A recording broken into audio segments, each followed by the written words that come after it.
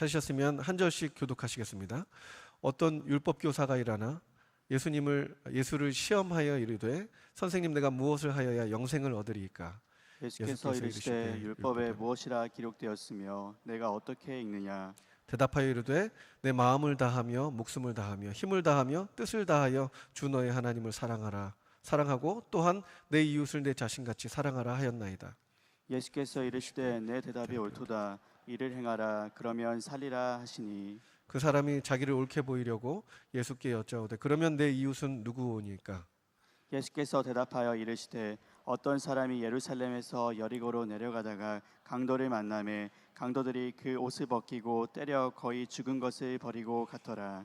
마침 한 제사장이 그 길로 내려가다가 그를 보고 피하여 지나가고 또 이와 같이 한 레위인도 그곳에 이르러 그를 보고 피하여 지나가되 어떤 사마리아 사람은 여행하는 중 거기 이르러 그를 보고 불쌍히 여겨 가까이 가서 기름과 포도주를 그 상처에 붓고 싸매고 자기 짐승에 태워 주막으로 데리고 가서 돌보아 주니라. 그 이튿날 그가 주막 주인에게 데나리온 2를 내주며 이르되 이 사람을 돌보아 주라.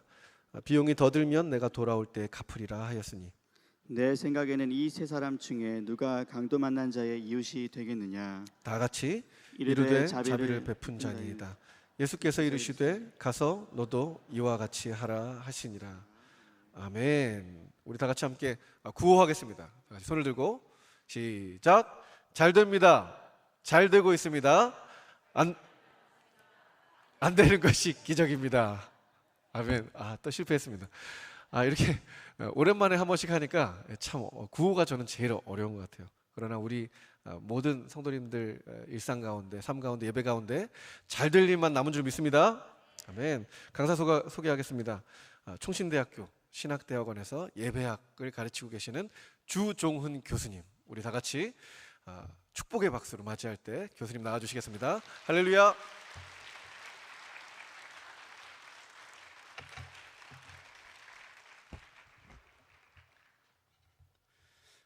이전에도 계셨고 또 지금도 계시고 장차 오시리 곧 그리스도 예수의 은혜와 평안과 소망이 하나님을 영화롭게 하고 이웃과 성도들을 행복하게 하기 위해 신실하게 신앙생활하고 계시는 우정교회 성도님들, 그리고 잠시 자리를 비워 선진교회 방문 중에 계신 예 목사님과 또 장로님들, 또 함께 계신 교우분들에게 가득하기를 소망하며 인사드립니다.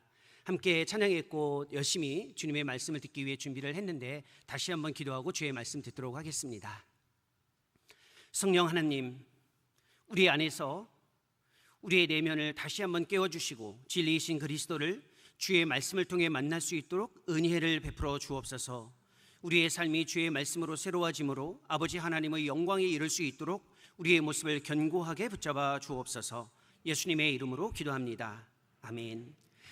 우리의 믿음, 그 신앙은 믿음의 대상인 그리스도와의 관계를 신실하게 구축하는 과정 그리고 방식입니다.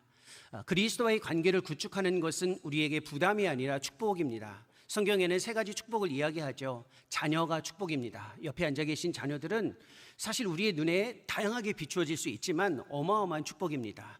또 하나는 땅입니다. 살아갈 수 있는 곳을 허락해 주신 것. 또 하나의 축복이 바로 하나님과 우리 사이의 관계입니다. 하나님은 우리의 하나님이시고 우리는 하나님의 자녀로 살아갑니다. 이 관계의 구축을 위해 하나님께서 주도적으로 우리에게 다가오셔서 우리를 부르시고 우리는 거기에 반응하는 것입니다. 우리의 문제는 하나님이 나를 부르셨는가가 아니라 어떻게 반응하는 것인가에 집중하는 것입니다. 주님의 부르심 앞에 신실하게 반응하는 우리의 신앙에서 가장 중요한 것이 있습니다. 좋은 질문을 갖는 것입니다. 문 목사님께서 저를 소개하셨던 것처럼 저는 학교에서 가르치고 있는데 학교에 보면 공부를 잘하는 학생과 공부를 잘할 수 있는 학생으로 구분됩니다. 잘하는 학생의 특징은 좋은 질문을 가지고 있습니다. 여기 앉아 계신 초등학교, 중학교, 고등학교, 심지어는 대학교나 대학원에서 공부와 연구를 하고 계신 학생분들에게 묻습니다. 여러분들이 진짜 공부를 잘하고 있는 학생이라는 것을 알 수 있는 기준이 하나 있는데 좋은 질문을 갖는 것입니다. 신앙생활도 마찬가지입니다. 그러면 이렇게 되짚어 볼 수 있겠죠. 나는 어떤 질문을 가지고 있는가입니다. 오늘 본문에 나와 있는 어떤 율법 교사는 아주 중요한 신앙의 질문을 하나 제시했습니다. 바로 영생에 관한 질문입니다. 이보다 더 중요한 질문이 있을까요? 여러분이 가지고 있는 신앙의 질문은 무엇입니까? 영생은 우리의 삶이 어떻게 하면 행복할 것인가, 어떻게 하면 잘 될 것인가, 어떻게 하면 풍요로울 것인가, 이 모든 것들을 하나로 압축한 질문이기도 합니다. 이 아주 중요한 질문 앞에 우리 스스로를 생각해 보는 것입니다. 내가 이러한 중요한 질문을 가지고 있다면 성경에 근거한, 성경에 확실한 근거를 가지고 신앙생활하고 있는지를 되짚어 보는 겁니다. 그래서 오늘 우리가 읽은 26절 우리가 읽었습니다. 교독 방식으로 예수님께서 뭐라고 이야기하셨냐면 율법에 무엇이라 기록되어 있느냐라고 물어봅니다. 즉 성경의 가르침이 무엇이냐를 끊임없이 확인하는 겁니다. 우리의 신앙의 가장 중요한 기준점입니다. 성경에 기반을 둔 신앙입니다. 성경에 따라서 신앙생활해 나가는 것입니다. 이거에 이 율법 교사가 답을 하는데 너무나도 유명한 구절입니다. 27절의 이 구절은 성경 전체를 관통하는 핵심일 뿐만 아니라 우리의 삶의 풍요를 결정하는 메시지, 말씀이기도 합니다. 너무나도 중요한데 이런 아침부터 여러분들에게 불편함을 끼쳐드릴 수는 있지만 다시 한번 같이 읽었으면 좋겠습니다. 왜냐하면 교독으로 읽어 나가실 때에 이 소중한 구절을 문 목사님 혼자 읽으셨어요. 우리 모두가 같이 읽어야 하는데 그래서 이 구절은 같이 읽어가도록 하겠습니다. 다시 한번 읽겠습니다. 대답하여 이르되 내 마음을 다하며 목숨을 다하며 힘을 다하며 뜻을 다하여 주 너의 하나님을 사랑하고 또한 네 이웃을 네 자신같이 사랑하라 하였나이다. 영생, 곧 삶의 풍요로움은 사랑, 즉 하나님과 이웃을 사랑하는 관계의 방식으로 결정된다는 것입니다. 삶의 풍요로움은 우리가 꿈꾸는 것이죠. 영원한 삶을 꿈꾸고 풍요로운 삶을 꿈꿉니다. 그래서 우리는 커리어에 신경을 씁니다. 좋은 과정을 거쳐서 좋은 삶을 살아가고 싶어 합니다. 거기에 삶의 풍요가 결정되지 않습니다. 그렇게 살지 말라는 것이 아니라 그것이 주어졌을 때, 즉 내 삶의 커리어가 풍요로워졌다고 해서 삶 자체가 풍요로워지지는 않습니다. 혼자서 스스로의 만족을 이루어 갈 수 없다라는 것입니다. 우리는 비교와 경쟁 사회를 살아가고 있는데 남들보다 조금 경쟁해서 나아졌다고 해서 삶의 풍요가 결정되지 않는다라는 겁니다. 사랑이라는 것은 대상과의 인격적 관계를 뜻합니다. 바로 우리가 하나님을 사랑하고 이웃을 사랑할 때에만 삶의 풍요가 주어진다는 것입니다. 따라서 여러분들이 잘 될 겁니다. 잘 될 것이다. 그리고 우리의 삶이 회복될 것이다라는 이 구호가 의미가 있으려면 반드시 이 성경의 가르침, 즉 사랑이라는 관계의 방식에 집중한 삶을 살아가야만 이것이 이루어질 수 있다라는 겁니다. 이러한 고백 앞에 예수님이 무엇이라고 이야기했냐면 28절에서 네 대답이 옳다라고 이야기했습니다. 인정을 받았다라는 겁니다. 따라서 이거는 정해진 겁니다. 문제는 그것을 행해야 된다라는, 즉 우리의 삶의 방식에서 관계를 통해서, 즉 다른 사람들과의 관계의 방식을 통해서, 사랑이라는 관계의 방식을 통해서 삶의 풍요가 결정될 수 있다는 것을 삶으로 받아들이고 실천해 나가는 것입니다. 이 율법 교사는 여기까지는 굉장히 훌륭했습니다. 그런데 이것을 행하라라는 삶의 방식으로 살아가라라는 요청을 했을 때에 다시 논쟁을 하기 시작했습니다. 이웃이 누구냐라는 질문을 하죠. 예수님께서는 거기서부터는 답변을 바꾸셨습니다. 이웃이 누구인지에 대한 설명을 어떻게 제시하냐면 단답형으로 제시하지 않으시고 설명을 하십니다. 이야기를 통해서 제시하셨습니다. 너무나도 유명한 이야기가 바로 오늘 우리가 읽었던 본문에 나와 있습니다. 예수님께서 성경 안에서 이야기로 접근하실 때에는 주의하셔야만 합니다. 우리는 공동체 성경 읽기를 통해서 말씀의 사람들이 되기 위해 독한 남자, 독한 여자가 되기 위해 노력하고 계시지 않나요? 아닌가요? 물론 앞에 일이라는 말이 있지만 일독한 남자, 일독한 여자가 되기 위해 하나님의 말씀에 지금 집중하고 계시지 않나요? 그때 이야기가 주어질 때에는 그 이야기는 굉장히 중요한 의미를 가지고 있습니다. 예수님께서 이야기를 하신다라는 말은 단순한 의미가 아니라 풍요롭고 풍성한 의미를 담아낼 때의 이야기를 제시합니다. 왜냐하면 이야기를 제시한다라는 것은 하나의 의미가 아니라 풍요로운 의미를 말씀하고 싶어서 그렇기 때문에 그렇게 이야기를 제시하는 것입니다.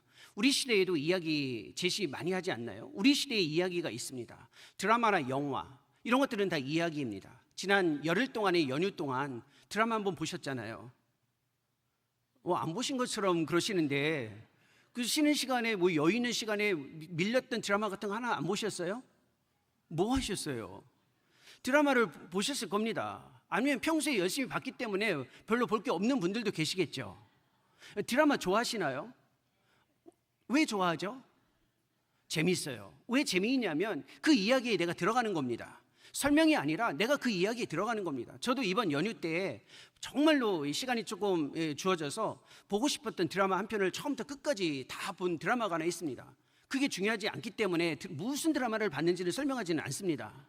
근데 저도 드라마를 봤는데 그 드라마를 보면서 얼마나 울었는지 모릅니다.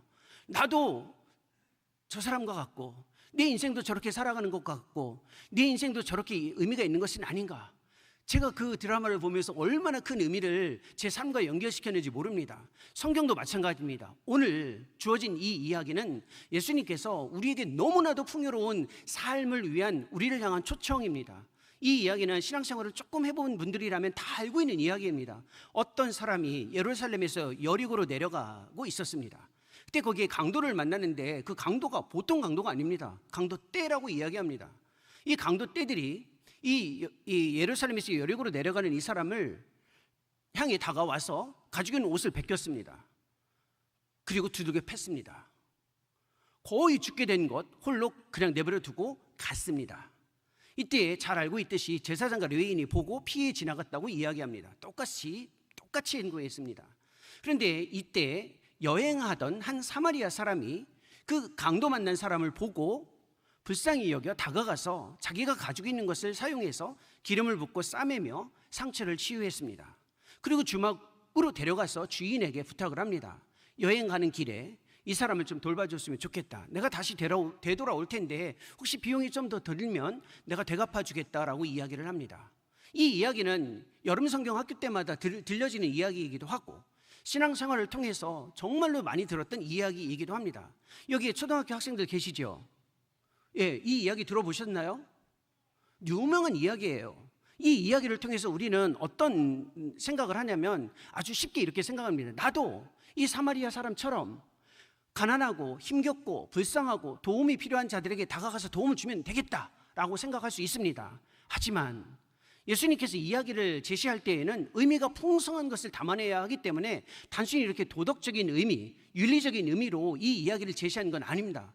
물론 어려운 사람을 도와야 된다라는 말이 없는 건 아닌데 이거는 윤리적인 의미로 그렇게 살아가야 된다라는 단순한 의미를 제시하지는 않습니다. 또 하나 이 이야기를 통해서 많은 사람들이 생각을 합니다. 우리도 사회의 시스템에 도둑이 너무 많다. 사회를 좀 안정감 있게 안정되게 사회의 시스템을 잘 개선해서 도둑이나 도둑질하는 이러한 현상이 없도록 사회의 환경, 제도를 개선해야 된다. 이렇게 이 본문을 연결할 수도 있는데 그것은 아닙니다. 사회의 제도와 시스템에 대해서 이야기하는 것이 아니라 이 본문은 그리스도께서 우리의 인생 가운데 어떻게 다가오셔서 돌보시는 은혜와 사랑을 베푸시며 우리는 그 돌보심의 은혜와 사랑에 어떻게 참여할 수 있는지에 대해서 말해주고 있는 성경의 진리를 담아내고 있습니다. 예수님께서 하셨던 이 이야기를 통해 우리도 이 이야기에 참여하면서 우리가 지난 연휴 때 봤던 그 어떤 드라마보다 더 강력하게 구원의 진리 안에 들어가서 우리의 삶을 회복하고 다시 한번 남아있는 10월, 11월, 12월 이 남아있는 2025년을 살아가는 굉장히 중요한 삶의 의미를 찾고 발견하고 다짐할 수 있는 시간이 됐으면 좋겠습니다. 이 본문에 보면 우리의 인생과 관련된 여러 가지 측면을 말해주고 있습니다. 이 본문의 이야기가 30절부터 시작하는데 30절에 보면 이렇게 이야기합니다. 예수님께서 이웃이 누구냐라는 그 질문 앞에 대답하여 이르되 이렇게 이야기합니다. 어떤 사람이 예루살렘에서 여리고로 내려가다가 라고 되어 있습니다. 출발입니다. 마치 영화의 첫 번째 장면과 같죠. 우리는 우리의 인생을 예루살렘에서 여리고로 가는 여정으로 이해하라는 것입니다. 인생은 끊임없이 정착하고 싶습니다. 좋은 곳에 안정적으로 정착하고 싶습니다. 하지만 우리의 삶의 터전이 안정되고 정착해 보이는 것 같더라도 인생은 의미론적으로 보면 끊임없는 여정입니다. 어느 한 곳에서 또 다른 곳으로 가는 여정에 있다라는 겁니다. 불편하죠. 이 여정은 여행이 아니에요. 여행은 되돌아옵니다. 도피도 아닙니다. 힘들면 다시 되돌아올 수 있습니다. 여정이라는 것은 끊임없이 불편한 과정을 걸어가는 것, 그리고 참여하는 것을 뜻합니다. 우리 인생은 마찬가지예요. 이제 초등학교를 들어간 우리 형제 자매들, 어린 학생들뿐만 아니라 인생의 황혼에 계신 어르신들도 끊임없이 이건 고정값입니다. 인생은 끊임없는 여정으로 가는 겁니다. 불편하죠. 왜 불편하냐면 순리 과정과 같기 때문에 그렇습니다. 인생을 좀 산다고 해서 인생의 노하우가 우리에게 터득되지는 않습니다. 나이 50, 60, 70이 됐다고 해서 인생 어떻게 살면 된다라는 답을 가지고 있는 분이 생각보다 많지 않습니다. 무슨 말이냐면 인생 자체는 끊임없이 아마추어로 살아가야 하기 때문에 그렇습니다. 내가 나이를 한 살 더 먹으면 인생 살아가는 법을 알겠지, 그런 사람은 거의 없습니다.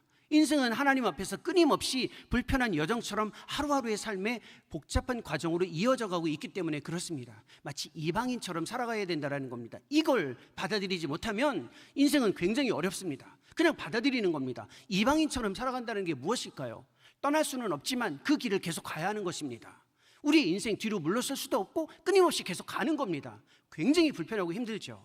저는 한국으로 들어오기 전에 미국에서 유학생활을 하고 케냐와 우크라이나에서 선교사로 잠시 생활을 했습니다. 약 9년여 기간 동안 나이로비와 키예프에서 생활하는 동안 이 이방인의 경험이 무엇인지를 알았습니다. 케냐에 처음 들어갔을 때 비자가 나오지 않아서 너무나도 힘들었습니다. 그 길을 걸어가는 것 생각보다 만만치 않습니다. 나올 수도 없고 갈 수도 없습니다. 왜냐하면 그냥 있으면, 비자 없이 있으면 undocumented, 불법 체류를 하는 거고, 떠나면 선교사로서의 물러섬이기 때문에 굉장히 어려웠습니다. 그때 제가 제일 부러웠던 그 대상이 무엇이었냐면 공중에 날아가는 새였습니다. 새가 얼마나 부러웠는지 모릅니다. 쟤는 비자와 여권도 없이 이웃 나라로 오고 갈 수 있고 어디든지 저렇게 자유롭게 다니는데 나는 여기서 이렇게 불편하게 살아가고 있구나 입니다. 그게 우리의 여정입니다. 학생들 이제 연휴 끝에 내일부터 학교를 갑니다. 가방을 메고 가죠. 내가 학교를 갈까 말까, 끊임없이 그거는 다음에도 주어지고 나이가 들어도 주어집니다. 직장 생활을 해 나가시는 분들도 마찬가지입니다. 내가 이 직장을 갈까 말까, 계속해서 다녀야 되나, 그렇지만 끊임없이 그 과정을 반복해 가고 있습니다.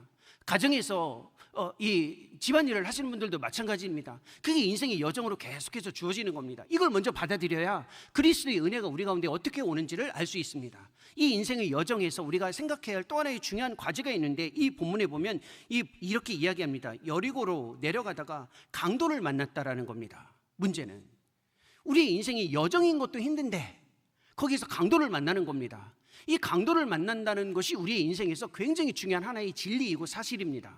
강도를 만날 수밖에 없는 우리의 현실, 이 말은 예측할 수 없는 우리의 인생을 받아들이라는 겁니다. 여기서 질문이 하나 있습니다. 아주 쉬운 질문인데 이 질문의 끝에 답변은 하지 마십시오.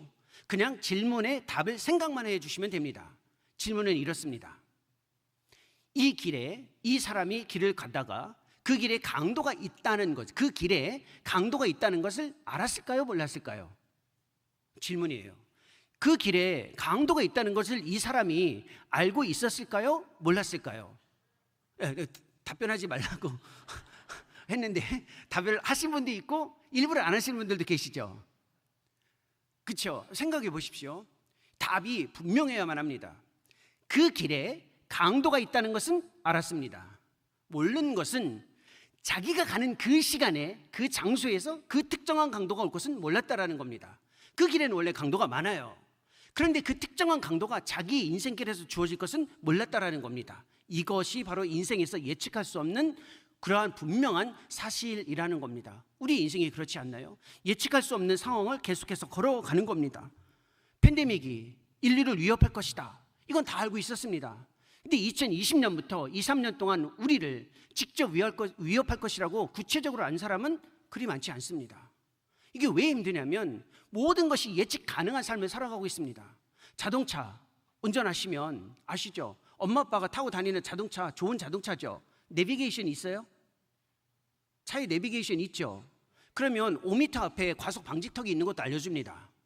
몇 미터에 가면 이 스피드, 속도를 측정하는 게 있기 때문에 속도를 줄이라라고 이야기합니다. 일상 자체가 모두 예측 가능합니다. 그러니까 우리가 예측할 수 없는 상황을 받아들이기가 너무 어려운 겁니다. 하지만 인생은 예측할 수가 없습니다. 내 인생이 어떤 상황이 어떻게 주어질지를 받아들이는 것, 즉 어떻게 이루어질지, 어떤 위협이 찾아올지 모르는 것을 그냥 인정하는 겁니다. 왜냐하면 삶의 주도권과 통제권을 자기 스스로 가져서는 안 되기 때문에 그렇습니다. 우리는 너무나도 삶을 주도하고 싶어 해요. 너무 통제하고 싶어 해요. 내가 주도하고 통제했던 삶의 계획에 주님을 초청하고 주님이 그렇게 움직여줬으면 좋겠습니다, 이런 식으로 생각하지 말라라는 겁니다. 내가 정해놓은 계획 앞에, 내가 정해놓은 삶의 계획 앞에 주님이 여기에 들어와서 이때쯤 도움 주시면 좋겠다, 이런 식으로 인생을 살지 말라라는 겁니다. 주님이 계획해놓은 인생에 내가 들어가려면 나의 예측이 아니라 주님의 예정, 주님의 인도하심 앞에 내 스스로가 들어가야 하기 때문에 예측 불가능성을 인정하는 겁니다. 삶의 주도권과 통제권을 내려놓으라는 이 의미가 여기에 있습니다. 예측할 수 없는 사람은 신뢰의 대상을 분명히 하는 겁니다. 우리의 삶이 건강하려면 신뢰의 대상을 분명히 하는 겁니다. 주님이 주신 것은 감사의 조건이에요.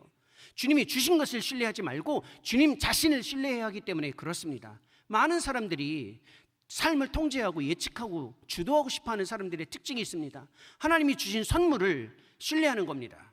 감사의 대상인데 우리는 이걸 바꿔서는 안 된다라는 겁니다. 아벨이라는 사람이 있잖아요. 창세기 4장에 보면 그 아벨의 형이 누구예요? 가인이에요. 가인과 아벨은 둘 다 믿음이 있었는데 하나님께서 가인의 믿음을 인정하지 않으셨고 아벨의 믿음을 인정하셨어요. 믿음에 신뢰의 차이가 있었습니다. 가인에게는 뭐가 있었죠? 가인에게는 제가 질문을 한 다음에 답변하지 않아도 된다니까 답변을 하지 않으시는 건데 생각만 하셔도 괜찮습니다. 가인에게는 뭐가 있었어요? 장자권이 있었잖아요. 장자권은 이 세상을 살아가는데 어마어마한 특권입니다. 마치 은행에 정말로 계측할 수 없는 숫자의 잔고가 쌓여져 있다는 것과 동일한 의미를 가지고 있습니다. 하나님이 우리가 신실하게 살아가는 동안 많은 축복을 해주셨어요. 일용할 양식도 주셨고 살 집도 주셨어요. 이건 감사의 조건이지 신뢰의 대상은 아니에요. 내 은행의 잔고를 확인하면서 요 정도 됐으니까 난 이제 하나님을 요 정도만 신뢰해도 되겠다, 이런 식으로 살아가지 말라는 거예요. 하나님은 정확하고 분명하게 신뢰하는 자를 원하시는데 아벨이 그런 사람이었습니다. 아벨은 장자권이 없었기 때문에 모든 순간순간 하나님을 절대적으로 신뢰했던 사람이었습니다. 우리의 삶에서 그러한 신뢰를 요구한다라는 겁니다. 제가 케냐에서 조금 지냈을 때 진짜 힘들었던 게 무엇이냐면, 뭐가 힘들었을 것 같으세요? 제일 힘든 게 뭔지 아세요? 씻을 수 없는 게 힘들었습니다. 저녁 시간에 책을 읽고 싶은데 책을 읽을 수 없는 게 힘들었습니다. 왜냐하면 물이 끊어져서 씻을 수가 없어요. 전기가 나가니까 책을 읽을 수가 없는 겁니다. 이게 너무 힘든 거예요. 너무 힘든데 아주 사소한 일, 아주 삶의 기본적인 것조차 예측할 수 없을 때 주어지는 유익이 있습니다. 바람만 불어도 주님을 찾아요. 이게 유익이에요. 내가 스스로 통제할 수 있는 게 내 삶에 없으면 작은 것에서도 주님을 찾을 수 있는 유익이 주어져요. 우리는 뭔가 안전지대, 기반을 좀 구축하고 싶어 하는데 그게 없으면 힘든 게 아니라 오히려 영적으로는 풍요로워질 수 있다는 겁니다. 따라서 이 강도를 만난 예측할 수 없는 상황 앞에 주님이 우리에게 이야기하시는 겁니다. 너무 인생을 통제하지 말고, 너무 내가 가지고 있는 것을 신뢰하지 말고 나를 신뢰하라는 요청입니다. 이때 여기서 끝나지 않습니다. 우리의 인생이 여정이고 예측할 수 없는 상황에서 우리 스스로가 어떤 모습에 있는지를 명확하게 인정하는 것이 이 본문에서 제시하는 굉장히 중요한 진리인데, 30절 후반부에 이런 표현이 있습니다. 강도를 만남에 강도들이 그 옷을 벗기고 때려 거의 죽은 것을 버리고 갔더라. 이 모습이에요. 처음에는 강도라고 했는데 강도들이라고 바뀌었어요. 그렇죠? 성경 구절이에요. 강도인데 강도들로 바뀌었어요. 그렇죠? 그룹이에요. 떼거지로 이렇게 딱 오면 이거 막기 어렵습니다. 뭘 했냐면 세 가지를 한 겁니다. 옷을 벗겼습니다. 옷을 벗겼다라는 말을 잘 들으셔야 돼요. 이게 무슨 말이냐면 그 당시 옷은 재산이에요. 가지고 있는 재산을 뺏었다라는 뜻이에요. 그러니까 옷을 벗겼다라는 문자적인 의미가 아니고 그 당시 옷은 재산이에요. 그러니까 재산을 뺏겼다라는 겁니다. 두 번째, 두들겨 팼잖아요. 상처를 받았다라는 겁니다. 상처를 받았어요. 맞아서 상처를 받았습니다. 세 번째, 거의 죽은 것을 버려두고 갔다. 외로움, 단절된 상태를 뜻합니다. 우리는 이 모습을 통해서 정확하고 분명하게 바라보아야 할 것이 하나 있습니다. 가지고 있는 재산의 문제로 염려하는 자, 상처받은 것 때문에 힘들어하는 자, 삶의 외로움에 절절매서 힘겨워하는 자, 우리는 이러한 사람들을 찾았습니다. 우리 주변에 누가 이 강도 만난 자인가를 찾는 데에 집중했습니다. 그렇죠? 그렇게 노력을 했습니다. 누가 이 강도 만난 자이냐? 예수님이 이 본문에서 이 이야기를 통해서 이야기해 주시는 핵심이 있습니다. 이러한 사람을 찾기 전에 네가 이 강도 만난 자라는 걸 먼저 인정하라라는 겁니다. 이게 무슨 뜻일까요? 사실 우리가 먹고 살만한 형편이 됐지만 은행에 있는 잔고, 그것이 많아지고 적어질 때마다 마음 졸이는 거 누구예요? 옆에 있는 사람이 아니잖아요. 우리 자신 아닌가요? 돈 때문에 조금 있으면 안도하고 조금 없으면 힘겨워하고 불안해하고, 그 누구예요? 옆집 아저씨예요? 아니잖아요. 우리 자신이잖아요. 상처, 누구도 우리를 대놓고 상처 준 사람은 없습니다. 대놓고 내가 너 때렸다, 상처 줬다는 사람은 없는데 내 마음과 삶에서 상처받은 것 때문에 힘겨워하는 거 누구예요? 우리 자신 아닌가요? 내가 상처받고 내가 힘겨워하고 내가 지금 정말로 괴로운 것, 그 상처받은 그 아픔이 우리 가운데 있는 거 아닌가요? 외로움에 절절매는 사람 누구인가요? 다 괜찮은 것 같지만 늦은 밤 혼자 있고 남들이 다 떠난 자리에서 홀로 방에 있거나 내 삶의 고독한 자리에 들어갔을 때 그 외로움에 절절매는 게 누구예요? 우리 자신 아닌가요? 여기서 강도 만난 자는 우리가 찾아야 할 누군가가 아니라 우리 자신이라는 겁니다. 이걸 먼저 인정하라는 거예요. 주님, 저는 돈 때문에 걱정하는 사람입니다. 저는 결혼해서 사랑했고 내 아내를, 내 남편을 진짜 사랑하지만 그 한마디 때문에 상처를 받아서 지금까지 내 가슴속에 묻고 살아가고 있습니다. 우리 아이들은 아닌가요? 다음 세대 아이들도 마찬가지예요. 이렇게 점잖게 앉아있고 아이들이 말끔하게 앉아있으니까 괜찮은 것 같으시죠? 우리 아이들도 힘들어요.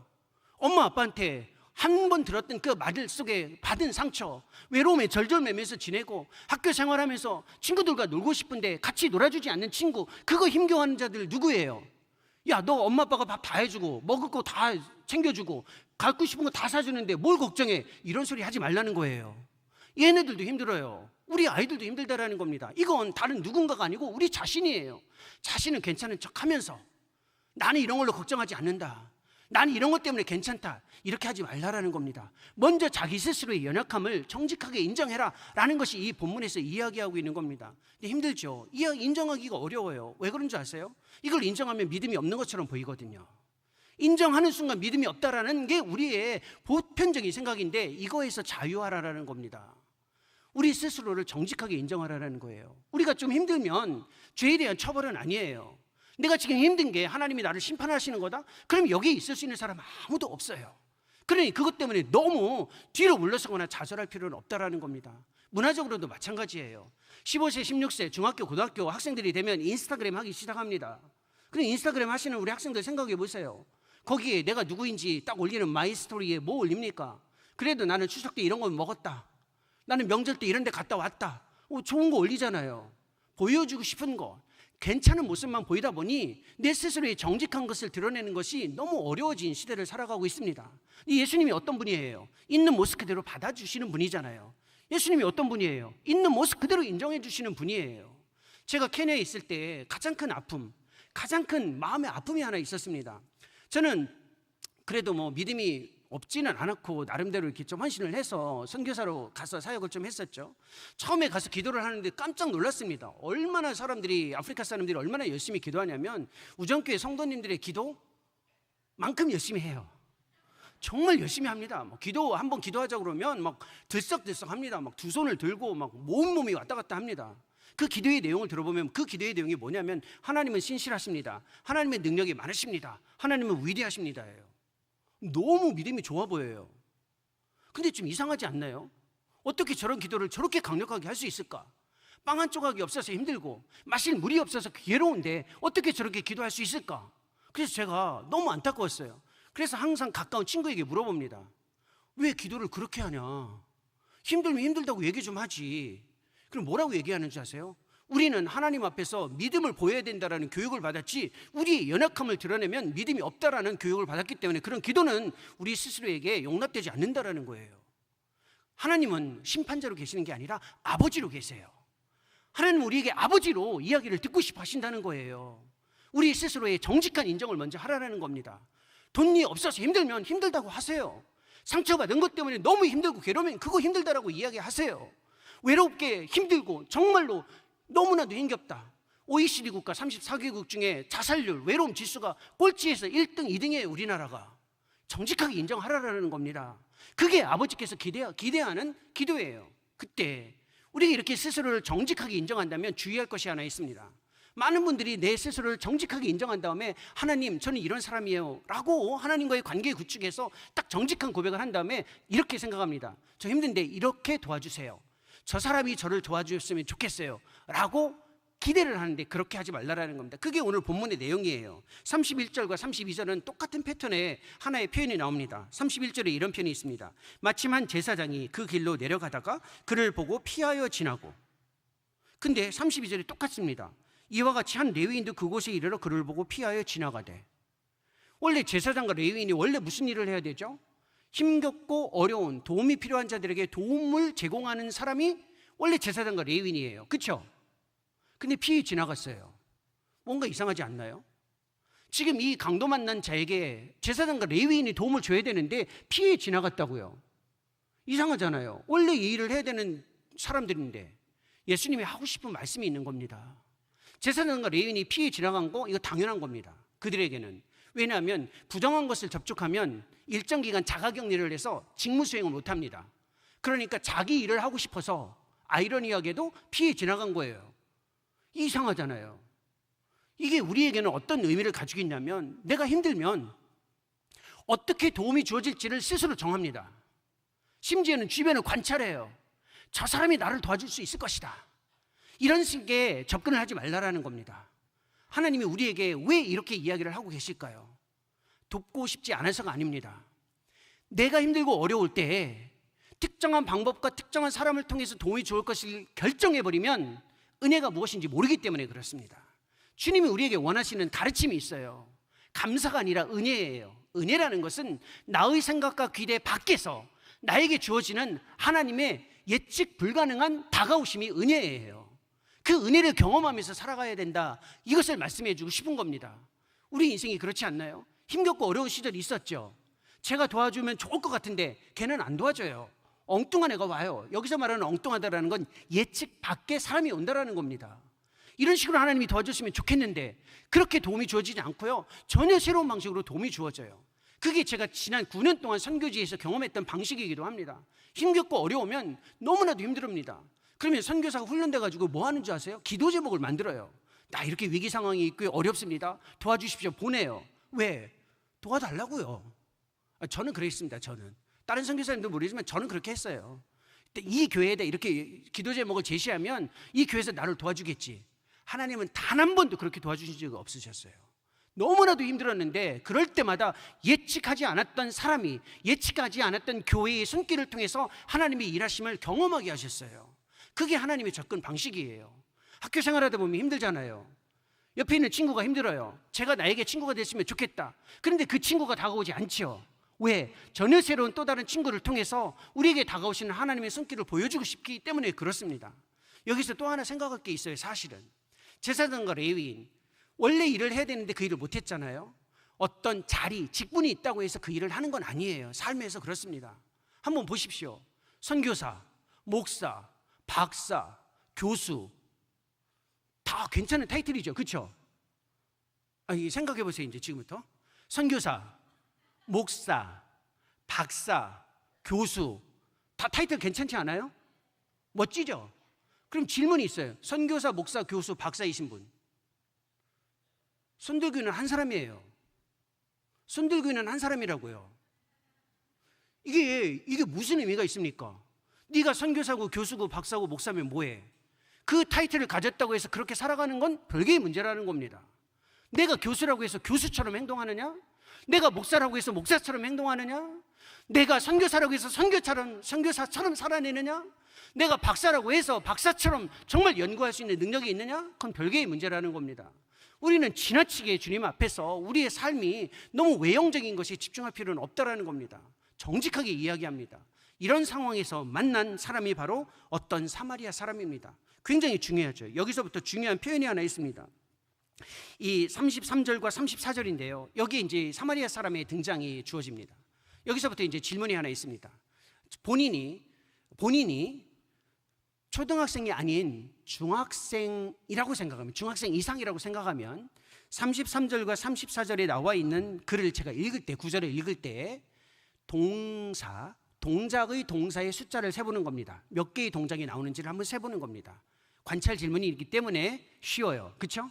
수능을 앞두고 있는 고3 학생들 계십니까? 이 심화 질문은 아니에요. 관찰 질문이에요. 아주 쉬워요. 동작의 동사만 세보는 겁니다. 몇 개인지 제가 읽겠습니다. 33절, 34절입니다. 어떤 사마리아 사람은 여행하는 중 거기 이르러 그를 보고 불쌍히 여겨 가까이 가서 기름과 포도주를 그 상처에 붓고 싸매고 자기 짐승에 태워 주막으로 데리고 가서 돌보아 주니라. 몇 개 정도 나옵니까? 10개가 기본이에요. 적어도 8개, 9개가 나오고요. 어떤 분은 11개까지 셀 수도 있습니다. 동작이에요. 이 어떤 사마리아 사람의 동작을 한번 보십시오. 엄청나게 많습니다. 예수님이 이 이야기를 통해서 의도적으로 제시합니다. 한번 보십시오. 다시 한번 보십시오. 여행하는 중 거기에 이르러 보고 불쌍히 여겼어요. 피해 지나가지 않았잖아요. 가까이 갔습니다. 용기가 있죠. 기름과 포도주를 상추에 붓고 싸맸어요. 자기 짐승에 태워 주막으로 데리고 가서 돌봐줬어요. 누가 보여주십니까? 강도 만난 우리의 인생에 정직한 고백을 했을 때 제사장과 레위인이 피해갔죠. 사마리아 사람, 예측하지 않았던 사마리아 사람이 다가옵니다. 이게 바로 그리스도예요. 그리스도는 우리의 삶에 이 여행하는 사마리아 사람처럼 강도 만난 우리의 인생의 현실에 다가오신다라는 겁니다. 주님께서 우리에게 다가오시는 방식이에요. 주님은 우리에게 이렇게 다가오세요. 이 사마리아 사람처럼 우리의 인생길에 우리를 보고 피해 지나가지 않으시고 불쌍히 여겨 가까이 와서 우리의 삶을 어루만져 주신다라는 겁니다. 이게 그리스도의 모습이에요. 따라서 사마리아 사람이 내가 되어서 빨리 다른 사람들에게 사마리아인이 되기보다 먼저 이 사마리아인이 그리스도이기 때문에 이 그리스도처럼 사마리아인의 모습을 통해 다가오시는 이 그리스도의 은혜를 내가 먼저 삶으로 받아들여야만 주의 은혜가 우리 가운데 경험될 수 있다라는 겁니다. 주님이 어떻게 다가오시나요? 경계를 넘어서서 다가오시잖아요. 이 여행하는 사람은 유대인의 가능성이 99.9%예요. 근데 유대인과 사마리아 사람이 사이가 안 좋았죠. 사이가 안 좋았죠. 안 좋았어요. 엄청 안 좋았어요. 유대인이 사마리아 사람 무시했습니다. 그러니까 사마리아 사람은 유대인에게 갈 수도 없었어요. 굉장히 어려웠습니다. 사마리아 사람은 유대인에게 짐승 취급했는데 개처럼 취급했다고 나옵니다. 근데 지금은 그게 통용이 안 돼요. 그렇죠? 왜냐하면 개처럼 취급했다는 건 지금 반려동물이잖아요. 그러니까 유대인이 사마리아인을 개처럼 취급했다라는 말은 오늘날로 말하면 반려동물처럼 아꼈다라는 뜻이라 이게 문화적으로 지금은 안 돼요. 근데 지금은 어떤 의미냐면 짐승 취급했다는 거예요. 그냥 그렇게 이해를 했어야 돼요. 그러니까 반려동물은 아니에요. 유대인이 사마리아인을 무시했는데 사마리아인은 유대인에게 갈 수가 없었어요. 예수님이 우리에게 어떻게 오셨습니까? 경계를 넘어서서 오신 거예요. 예수님은 스스로 거룩하신 분이에요. 예수님이 우리에게 올 수가 없어요. 근데 경계를 넘어서서 오셨다라는 겁니다. 예수님이 다가가기 제일 어려운 대상이 누구예요? 나 자신이에요. 나 자신. 예수님이 다가가기 제일 어려운 대상은 옆에 있는 그 아저씨가 아니에요. 그 아주머니가 아니에요. 나 자신이에요. 나에게 다가오셨어요. 예수님이 이 사마리아인의 모습을 통해서 보여주는 첫 번째가 바로 이 경계를 넘어서서 다가오시는 위대한 사랑이에요. 왜? 우리의 모습을 보여지는 대로 바라보지 않으시기 때문에 그렇습니다. 예수님은 우리를 보여지는 대로 안 보세요. 네가 어느 학교 나왔냐? 너 어디 사냐? 너 뭐 입고 다니냐? 너 외모가 왜 이러냐? 이런 걸로 우리를 판단하지 않으세요. 하나님이 처음 우리를 지으셨을 때 부여해 주셨던 그 가치를 두고 바라보시는 겁니다. 네가 강도 만나서 상처를 받았고 네가 돈 때문에 걱정하고 야 찌질하다 이런 식으로 생각하지 않으신다는 겁니다. 너 상처받아서 힘드니 네가 뭐가 힘들어? 엄마 아빠가 밥 다 해주지. 갖고 싶은 거 다 지금 갖고 있잖아. 뭐 힘들어? 라고 하지 않으신다는 거예요. 그래 네가 그렇게 힘들어 하는구나. 너는 나의 귀중한 자녀다. 이렇게 보고 계신다라는 거예요. 우리를 있는 모습 그대로 외적으로가 아니라 있는 모습 그대로 보시는 거예요. 그게 예수님이 늘 하셨던 거 아닌가요? 친구들이 얘는 부정한 자예요. 얘는 더러운 자예요. 라고 할 때 예수님이 무슨 소리냐? 얘는 나의 형제이고 나의 자매다라고 이름을 바꿔서 늘 부르셨잖아요. 우리를 보여지는 대로 판단하지는 않으세요. 우리를 반드시 과정으로 보이기 때문에 그렇습니다. 지금 상처나 있는 것 같고 강도를 만난 것처럼 기울어져 있지만 반드시 회복되어질 수 있는 대상으로 우리를 보고 계시다라는 겁니다. 왜요? 왜요? 치유하고 싶어서 그렇습니다. 왜 치유를 하시겠다라는 거예요? 다 포기할 수도 있는데 대체 불가의 존재이기 때문에 그렇습니다. 네가 아니면 안 된다는 거예요. 네가 아니면 안 되니까 와서 치유하고 회복하시겠다라는 거예요. 이게 사마리아인을 통해 주님께서 우리에게 보여주시는 메시지예요. 야, 너 엄마 아빠도 포기했지. 네 남편도, 네 아내도, 네 부모도 다 포기한 것처럼 보여지지. 아니야, 너는 대체 불가의 존재야. 누구도 너를 포기할 수 없어. 누구를 너를 대체할 수가 없어. 나는 너에게 다가가겠다. 이게 바로 그리스도의 모습이에요. 스스로를 포기하지 마세요. 내가 아무리 노력했는데 이건 안 됩니다. 왜 단정하십니까? 주님도 다른 대체를 찾지 않으시고 우리 스스로를 다가와서 회복시켜 주시겠다고 하셨잖아요.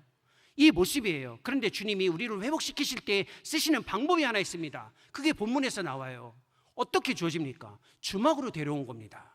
이 주막이라는 표현이 우리 시대 한국어의 표현이 뉘앙스가 좋지는 않아요. 그렇죠? 솔직하게 주막이 성경의 구절이긴 하지만 좋지 않잖아요. 무슨 조선시대 사극의 주막이 생각나잖아요. 이 주막이라는 말은 번역하면 무슨 말이냐면 열려진 환대의 공동체를 뜻합니다. 근데 이거 성경을 번역할 당시에 주막이라는 표현밖에 없었어요. 근데 열려진 환대의 공동체예요. 주님이 우리를 경계를 넘어서서 다가오시고 우리 인생의 과정에서 우리를 회복시켜 나가는 과정에 우리를 어디로 데려오시냐면 열려진 환대의 공동체, 바로 이곳, 우리 시대의 주막인 우정교회로 데려오신 거예요.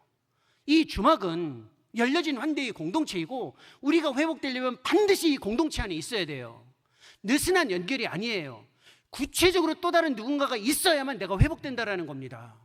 내 스스로 하나님 앞에서 개인의 믿음을 가지고 회복할 수 있다, 이걸 포기하라는 겁니다. 주님은 반드시 공동체 안에서 또 다른 누군가와 구체적인 시간과 장소에서의 연결, 그 안에서의 실천을 통해서만 우리를 회복시키세요. 그래서 이 사람을 주막으로 데려온 거예요. 오늘날 우리를 주님을 만나게 한 다음 이 우정교회 안으로 데려오게 하신 것과 같다라는 겁니다.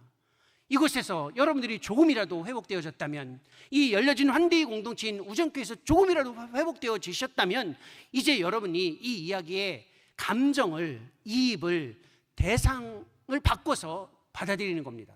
지금까지 강도맞는 자로 이 이야기 안에 있으셨다면, 조금이라도 회복의 은혜가 주어졌다라는 생각이 주어진다면 주막의 주인으로 이 이야기를 들으셔야 돼요. 지금부터는 주막의 주인이에요. 예수님이 이 우정교회를 중심으로 무수히 많은 사람들을 계속해서 환대와 치유와 회복을 위해 데려오세요. 그리고 우리에게 맡기는 겁니다. 주막 주인에게 맡기는 거예요. 이 사람을 좀 돌봐줘라, 네가 돌봐줬으면 좋겠다 라고 우리에게 부탁했어요. 부탁하면서 맡긴 게 딱 2데나리온입니다. 데나리온은 화폐의 단위인데, 한 데나리온이 그 당시 하루의 노동자가 일하는 일꾼의 품삯이에요. 2데나리온은 이틀치 품삯이에요. 이틀 일하면 얼마나 받아요? 어느 정도 받으세요, 학생들? 이틀 일하면 열심히 아르바이트 8시간씩 해보세요. 8만 원, 이틀 일이면 16만 원이에요. 세금 빼면 15만 원 되겠죠. 얼마 되지 않아요. 주님이 우리에게 얼마 되지 않는 걸 가지고 부탁을 하신 겁니다. 이제 이곳에서 내가 너에게 준 이 작은 것을 가지고 내가 불러온, 내 회복을 위해 데려온 이 대상을 좀 치유하고 회복하고 화해하는 데 수고하고 노력해라라는 겁니다. 그게 우리가 해야 될 일이에요. 그게 우정교회의 사명이에요. 우정교회는 제 기억에서는, 제 머릿속에서는 우정동에 있는 교회가 아니에요. 제 머릿속에서는 우정이라는 이 펠로우십, 친교, 우정이라는 말이 그 뜻 아닌가요? 성경적으로 말하면 코이노니아라는 표현이에요. 우정교회는 이 코이노니아의 사역을 위해 하나님이 이곳에 세워주신 교회잖아요. 여기에서 우리가 해야 될 일이 무엇일까요? 서로가 서로를 돕는 거예요. 이 환대와 회복은 물질적으로만 주어지지 않습니다. 영적으로도 주어지고 교차적으로도 주어져요. 어린아이들과 어르신들이 지금 함께 예배하고 있잖아요. 서로가 서로에게 영적인 유익이 있어요. 우리는 항상 뭔가 도와야 될 때 물질에만 집중해요. 부자가 가난한 자를 도와야 된다라고. 아니에요. 외적으로는 가난한데 영적으로 부유한 사람들이 있어요. 외적으로는 물질적으로 풍요한데 영적으로 궁핍한 사람들이 있어요. 그러면 서로 교차적으로 돕는 겁니다. 영적으로 풍요한 사람은 영적으로 덜 풍요한 사람에게, 물질적으로 풍요로운 사람은 물질적으로 덜 풍요로운 사람에게. 이게 참된 우정이에요. 이게 참된 코이노니아예요. 이 사역을 감당하도록 주님이 요청하시는 겁니다. 이 일을 위해 계속해서 새로운 생명들이 주어질 때, 하나님이 데려온 그 믿음의 백성들이 이 교회 공동체에 있을 때 이 사역을 신실하게 감당하시면 됩니다. 이걸 하지 못하면 세상에서 하는 일에 다 빼앗깁니다. 세상에서 열심히 하고 있잖아요. 사람들 먹고 마시고 이야기 나누기 위해 지금 어디로 가고 있어요? 어디로? 카페 다니잖아요. 카페에서 뭐예요? 맛있는 커피, 맛있는 빵, 그리고 이야기를 나누면서 삶을 회복하잖아요. 교회가 어떤 공간인가요? 교회는 처음부터 먹고 마시며 이야기를 나누는 공간이에요. 그렇게 하나님이 회복의 공동체로 사용하셨어요. 이 우정교회가 울산뿐만 아니라 대한민국에서 가장 하나님이 사랑하시는 우리 시대에 열려진 환대의 공간, 즉 주막의 공간이 되어서 하나님의 기쁘심의 사역을 지속하는 데 쓰임받는 공동체가 되기를 소망합니다. 기도하겠습니다. 살아계신 하나님 아버지, 우리의 삶의 자리에 다가오셔서 우리의 인생의 여정 가운데, 예측할 수 없는 상황 가운데 힘겨운 우리의 삶의 모습을 정직하게 인정할 때 우리에게 다가오시는 그리스도 예수의 위대한 사랑을 다시 확신합니다. 경계를 넘어서서 다가오시고 우리 인생을 과정으로 바라보시며 보여지는 대로 판단하지 않으시고 우리의 가치를 인정하시고 대체 불가의 존재로 받아 안아주셔서 감사합니다. 우리 회복의 인생의 여정에서 이 아름다운 우정교회를 만날 수 있도록 은혜를 베풀어 주셔서 감사합니다. 이 교회 공동체 안에서 끊임없이 환대하고 화해의 사역을 지속하며 주께서 기뻐하시는 삶을 지속해 갈 수 있도록 은혜를 더하여 주옵소서. 예수님의 이름으로 기도합니다.